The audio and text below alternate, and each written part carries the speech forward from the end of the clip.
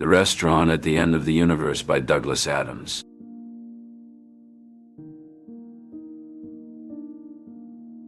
The Heart of Adventure. The Heart of Adventure. Zaphod Beeblebrox, the infamous two-headed president of the galaxy, was feeling restless. He needed a new adventure, something to get his heart racing and his spirits soaring. As he strolled through the offices of the Hitchhiker's Guide to the Galaxy, his eyes landed on a sleek silver spaceship with the words Heart of Gold emblazoned on its side. This ship, known for its revolutionary improbability drive, was the only one capable of the unpredictable and extraordinary, making it the most sought-after vessel in the galaxy. "That's the one," Zaphod exclaimed, his eyes gleaming with excitement. "That's the ship I've been searching for." Without hesitation, Zaphod commandeered the Heart of Gold, ignoring the protests of its rightful owners. As he soared through the galaxy, he felt alive, free from the constraints of his presidential duties. But Zaphod's joyride was short-lived. Captain Prostetnik Vogon Jeltz, a ruthless and bureaucratic alien, had been tasked with demolishing the planet Earth, and Zaphod's theft of the Heart of Gold had just made him a prime target. "Greetings, Zaphod Beeblebrox," Captain Vogon Jeltz sneered, his voice dripping with disdain. "You are now under arrest for stealing a ship that doesn't belong to you." Zaphod grinned nonchalantly. "Oh, don't be such a bore, Captain. I'm just trying to live life to the fullest." The captain scowled. "You will pay for your insolence. Prepare to face the Total Perspective Vortex." The Vortex, a device that confronts its victim with the entirety of creation, revealing their insignificance, awaited Zaphod. It was a fate that had driven many to madness. As Zaphod stepped into the Vortex, he felt his senses overwhelmed by an infinite number of possibilities. He saw every event in the universe unfold before his eyes, and his ego swelled to astronomical proportions. "Wow," Zaphod breathed. "I'm really something special, aren't I?" Meanwhile, Gag Halfront, a sinister figure lurking in the shadows, celebrated the destruction of the Heart of Gold and the impending doom of its passengers. Introduced earlier as a manipulative psychiatrist with a vested interest in the future of psychiatry, Halfront had been the one to orchestrate the hiring of Captain Vogon Jeltz for this very moment. "The end is near," Gag cackled to himself, "and I'll be the one to bring it about." Little did Zaphod know, his actions had set in motion a chain of events that would change the course of history forever. Zaphod emerged from the vortex, his mind buzzing with newfound self-importance. "I am the center of the universe," he declared, strutting around the control room of the Heart of Gold. Just then, a voice cut through his reverie. "Congratulations, Zaphod," said Zarniwoop, appearing on a screen before him. Zarniwoop, an enigmatic figure whose relationship with Zaphod had always been one of manipulation and deceit, revealed his true intentions. "You've brought the improbability drive ship right to me." Zaphod frowned. "Zarniwoop, what are you doing here?" Zarniwoop smiled slyly. "I've been waiting for you. This universe was created for you, Zaphod. You're the most important person here." Zaphod's eyes widened. "Really? That's improbable." Zarniwoop finished for him. "Yes, and you're caught in an improbability field. There's no escaping your destiny." The field, a consequence of the ship's drive, entwined Zaphod in a web of surreal and improbable events, from which there seemed no escape. Zaphod's confidence wavered as he realized the gravity of his situation. He was trapped, a pawn in Zarniwoop's game. But then, a glimmer of hope appeared. Zaphod reached into his pocket and pulled out a miniaturized version of the Heart of Gold. "I had it with me all along," he whispered, a smile creeping back onto his face. "The adventure's not over yet." With a flick of a switch, the ship expanded to its full size, and Zaphod took the helm once more. "Let's see where this journey takes us next," he said, his spirit unbroken, ready to face whatever the universe had in store for him, with the Heart of Gold and its improbability drive making the impossible tantalizingly possible.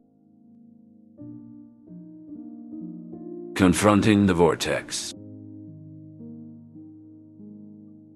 Zaphod Beeblebrox, his dual heads brimming with enthusiasm, prepared to confront the total perspective vortex, an apparatus that resembled a humble shower stall more than the galaxy's ultimate ego crusher. "This'll be a trip, Ford, my friend. My ego will be flatter than a pancake at the restaurant at the end of the universe." Ford Prefect, engrossed in his electronic guide, mumbled without looking up, "Just make sure you don't become a pancake yourself, Zaphod. That's not a good look for anyone." With a flourish, Zaphod entered the vortex. The door sealed shut, and he found himself enveloped in a swirling cosmos of stars and galaxies. The vastness of space enveloped him, and for a moment Zaphod Beeblebrox, the man with two heads and ego to match, felt a twinge of something unfamiliar, a sense of humility. Meanwhile, outside, Trillion's brow furrowed in thought as she paced. Zarniwoop's obsession with meeting the ruler of the universe is intriguing, especially his choice of our ship as the venue. Could it have something to do with the ruler's unique perspective? Perhaps he seeks to understand the mindset of someone with such immense power and how it influences their decisions. Arthur Dent, ever the confused earthling, shrugged helplessly. Maybe he collects rulers, or universes. Who knows? Within the vortex, Zaphod's ego was taking a battering. "I matter!" he shouted. But the vortex remained silent, its cosmic shrug rendering his words meaningless. Finally, the door opened and a humbled Zaphod stumbled out, his usual swagger diminished. "Ford," he began, "I've seen it all. And I'm insignificant," Ford suggested gently. "In need of a drink," Zaphod concluded, his voice tinged with newfound humility. As they contemplated the impact of the vortex, a sudden alert blared throughout the ship, interrupting the moment. "Warning, incoming vessel on collision course." Zaphod's head snapped up, and he exchanged a wide-eyed glance with Ford. "Now that," he said, "is one problem I know how to solve." With renewed determination, he strode toward the bridge, ready to face whatever the universe, or the vortex, threw his way. To be continued. A ship in distress. Zaphod Beeblebrox and Ford Prefect found themselves in a bit of a pickle. They had just boarded what they thought was the right ship, only to realize they had accidentally commandeered Disaster Area's stunt ship instead. And to make matters worse, the ship was spiraling straight toward the sun.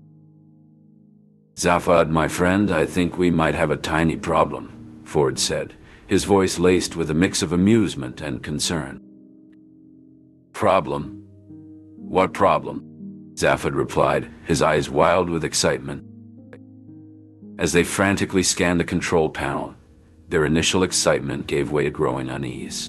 It soon became apparent that this ship was not equipped with a hyperdrive, their usual means of escape from sticky situations.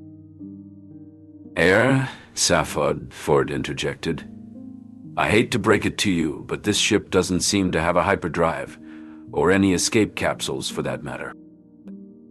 Zaphod's face fell as he realized the gravity of their situation. He began thumping and banging on the control panel as if that would somehow make the hyperdrive appear. "I'm afraid so, Zaph," Ford said, his tone more serious now. "We might be in a bit of a tight spot here." "Well, what about the teleport?" Zaphod asked, his voice tinged with a hint of desperation. "No auto system, I'm afraid," Ford replied. "And even if there were, one person would have to stay behind to operate it." The reality of their situation began to sink in. They were trapped on a ship hurtling toward certain doom, with no obvious way out. Zaphod's usual bravado seemed to deflate slightly, and for a moment he was quiet, his mind racing. Then, with a sudden burst of energy, he exclaimed, "Well, we can't just sit here and do nothing. Let's see if we can manually adjust the course. There must be some way to steer this thing away from the sun." Ford nodded, grateful for Zaphod's renewed determination. Together they set to work, frantically trying to decipher the controls and manipulate the ship's trajectory. The stunt ship, however, seemed to have a mind of its own, resisting their efforts and stubbornly maintaining its deadly course. As time ticked away, blaring alarms sounded throughout the ship, adding to the urgency of their escape. The intense heat permeating the ship's interior made it feel like an oven about to burst. Ford's hands shook as he struggled to input the correct commands into the control panel, the high stakes of their situation weighing heavily on him. The ship rattled and groaned under the immense gravitational pull of the sun, creating a sense of imminent danger and instability. Zaphod gritted his teeth as he wrestled with the controls, his eyes fixed on the rapidly approaching sun outside the viewport. Swirls of fiery plasma danced around the ship's hull, threatening to breach the weakened heat shields at any moment. The hum of the engines intensified as the ship accelerated towards the slingshot trajectory, the deafening roar drowning out all other sounds. The crew members clung to anything secure, their expressions a mix of fear and determination as they braced for the imminent escape maneuver. With precise timing, Zaphod and Ford executed the slingshot, the stunt ship bouncing off the sun's surface and catapulting away into the safety of space. Stranded on a primitive planet. Stranded on a primitive planet. Ford Prefect and Arthur Dent, wrapped in the thick furs of the creatures they had outwitted with a makeshift snare, stood shivering on the icy surface of the primitive planet. Their breaths were visible in the frigid air as they gazed at the towering mountains around them. "Ford, how did we end up here?" Arthur asked, his voice barely above a whisper. "It's a long story, Arthur," Ford replied, his eyes scanning the horizon. "After the Heart of Gold was commandeered by the Golga Frenchims, we found ourselves aboard their stunt ship, unwitting passengers on a doomed voyage." Arthur's frown deepened as he tried to piece together their journey. But weren't the Golga Frenchims supposed to be the important ones? "That's what they were told," Ford chuckled dryly. In reality, the rest of the Golga Frenchim civilization probably celebrated their departure. As they trudged through the snow, Ford recounted their harrowing escape from the crashing stunt ship, the chaos that ensued, and how they managed to survive the impact that left them stranded on this desolate planet. Their conversation was interrupted by the appearance of a figure in the distance, moving towards them with a confident stride. It was one of the 5 sage princes, his cloak billowing behind him. "Greetings, travelers," the prince said, his voice echoing in the still air. "I see you have survived the perils of space and the folly of the Golga Frenchims." "We have," Ford nodded, "thanks to a bit of luck and a lot of running." The prince smiled. "The universe has a strange way of teaching us lessons. Sometimes the greatest lessons are learned through adversity and unexpected twists of fate. More. Arthur couldn't help but feel a sense of awe as he listened to the wise prince. "It seems we've stumbled upon a planet of legends and mysteries," he remarked. "What of the beautiful monsters and exotic philosophies you pursued?" The prince's eyes sparkled with a faraway look. "Ah, those were adventures indeed. But my travels have taught me that true wisdom lies not only in the pursuit of the extraordinary, but also in embracing the mundane. Even in the simplest of places, there is much to uncover." As they conversed, the sun began its slow descent, casting long shadows across the snow-covered landscape. Ford and Arthur realized that they had been so engrossed in their discussion that they had lost track of time. "We should start setting up camp for the night," Ford suggested. "This planet may be breathtaking, but it's also unforgiving. We must be prepared for whatever it throws our way." Arthur nodded, his eyes scanning the surroundings for a suitable spot. "I suppose this is just another adventure to add to the list," he said with a hint of resignation. "Though I must admit I wouldn't mind a warm bed and a decent cup of tea right about now." The prince laughed, a rich, hearty sound that seemed to echo off the mountains. "The comforts of civilization are often taken for granted. But fear not, for even in the wildest places there is warmth and companionship to be found." As they prepared for the night, Ford and Arthur couldn't shake the feeling that their encounter with the sage prince was more than just a coincidence. The prince's words resonated with them, reminding them that even in the midst of uncertainty and danger, There was always something new to discover and learn. Little did they know that their journey on this primitive planet would lead them to face challenges and make choices that would shape not only their own destinies, but also the fate of the universe itself. The ruler of the universe. Zaphod Beeblebrox, inflated with ego, was drawn to the enigmatic ruler of the universe. With Trillian and Zarniwoop, he arrived at a world where the ruler resided. Approaching a shack under relentless rain, anticipation filled the air. Inside, the ruler sat, his cat beside him on a mattress. "Ah, Zaphod Beeblebrox," the ruler greeted, voice calm. "I've been expecting you." "Here I am," Zaphod declared. "Is this where ultimate power lies?" The ruler offered a smile, cryptic yet revealing. "Power, Zaphod, is elusive. It hides in plain sight, often where least expected." Trillian, drawn to the ruler's peculiar air, inquired, "What draws you to such solitude?" The ruler, eyes glinting playfully, countered, "Why do any of us come here? Some for answers, others for power. Me, I seek the silence for thought." Zarniwoop, pragmatic, questioned the ruler's sense of duty. "Doesn't your role demand decisions impacting many?" "Responsibility," the ruler mused, "is subjective. I act on what I know. The rest? It's beyond me." Zarniwoop persisted, "But guidance, surely that's your charge." The ruler, skeptical, responded, "Decide fates? My world is what I witness. Beyond that, it's mere speculation." As they delved deeper, Zaphod and Trillian were intrigued by the ruler's philosophy, their minds weaving through the tapestry of existential musings. Zaphod, sensing a lull, turned to the ruler's feline companion. "And what of your cat? Does it sense your benevolence?" The ruler regarded the creature with a gentle gaze. "Perception is personal," he reflected. "Whether it's a cat or not, I treat it with kindness, hoping it feels my goodwill." Their dialogue, rich with introspection, echoed the uncertainties they'd faced on their odyssey. In the ruler's modest abode, as the rain's rhythm persisted, they pondered the enigmas of power, duty, and existence. Unraveling the mystery. Unraveling the mystery. Arthur Dent sat cross-legged on the cool green grass, staring at the Scrabble tiles scattered before him. Ford Prefect, his longtime friend and guide to the galaxy, paced back and forth, his brow furrowed in thought. They were surrounded by curious cavemen who watched their every move with a mixture of awe and confusion. "Ford, look at this," Arthur said, pointing to the tiles. "It's spelling out 42. The same number from Deep Thought's ultimate answer."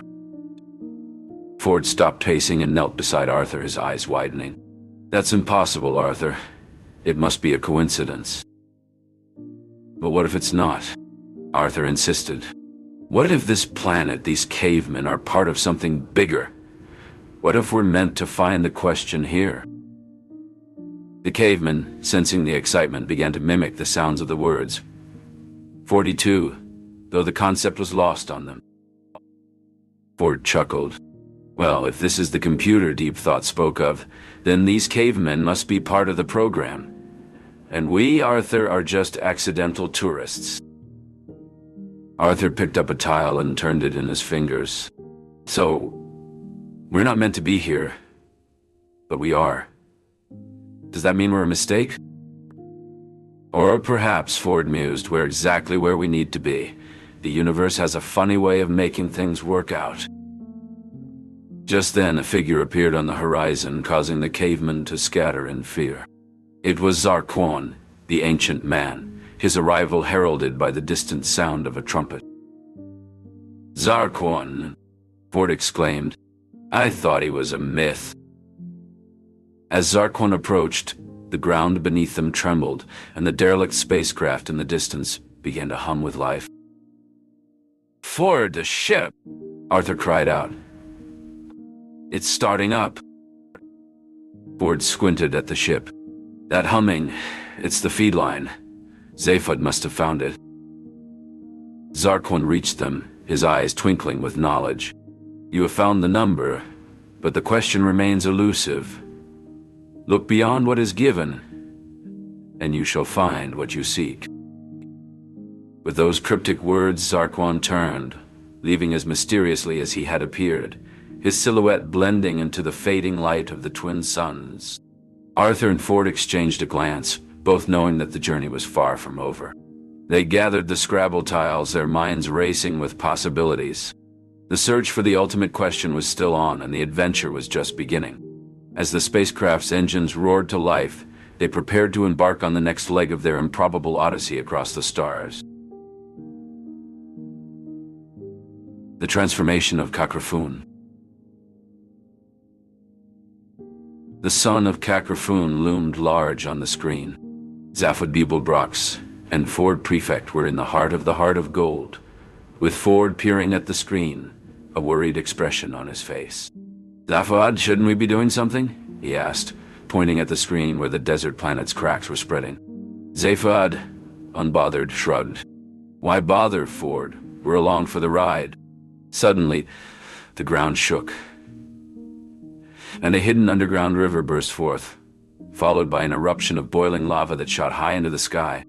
Arthur Dent gripped his seat tightly, his knuckles turning white. Is this normal? He shouted over the rumbling. Trillian, calm and collected, reassured him. It's nature at its most dramatic, Arthur. Marvin, the paranoid android, added his usual dose of pessimism. All this excitement is too much for me. As they watched, the desert underwent a breathtaking transformation. Solar flares bathed Kakrafun, and the once barren land burst into life. Greenery sprouted, rivers carved new paths, and the air buzzed with the sounds of life. Arthur, awestruck, whispered, beautiful. Trillian agreed, marveling at the resilience of life. Ford, ever practical, voiced their shared concern. How do we get out of here? Zaphod rose from his seat, stretching his arms. With panache, Ford, with panache. Now who's ready to locate that teleport? The crew, inspired by Kakrafun's rebirth, set to work, eager to embark on their next adventure in the vast and wondrous universe. Embracing the unknown. Arthur Dent stood by the river, the Hitchhiker's Guide to the Galaxy clutched in his hand. He stared at the worn cover, the memories of their wild adventures flashing through his mind. But now, as he gazed out at the unfamiliar terrain, he felt a sense of dissociation from the guidebook. I'm not sure I'll be wanting this anymore, Arthur said, his voice barely audible. Ford Prefect, perched on a nearby rock, looked up inquisitively. What do you mean, Arthur? Arthur shrugged, expressing his feelings of unpredictability and his newfound realization of how little he truly understood. Ford nodded in understanding, acknowledging Arthur's step toward embracing the unknown. Zaphod Beeblebrox, preoccupied with examining a nearby plant, abruptly turned, concerned about an existential crisis. Arthur sighed, asking for a moment of Zaphod's attention as he grappled with his thoughts. Zaphod reluctantly agreed, eager to resume the quest for the ultimate answer. Arthur questioned the true meaning and worth of their pursuit, sparking a discussion about the risks and rewards of their journey. Ford emphasized the significance of the ultimate answer, while Zaphod focused on the potential wealth and power it could bring. Arthur, however, voiced his doubts and his desire to experience things firsthand without relying on a guidebook. As he let go of the guide, he felt a sense of freedom and clarity. Ford commended Arthur's courage in letting go of control, while Zaphod expressed his dismay at the loss of their map. Arthur smiled, determined to forge his own path and experience life without the confines of the guidebook. The three companions stood by the river, watching the sun set, before turning and walking into the unknown, ready to face whatever came their way.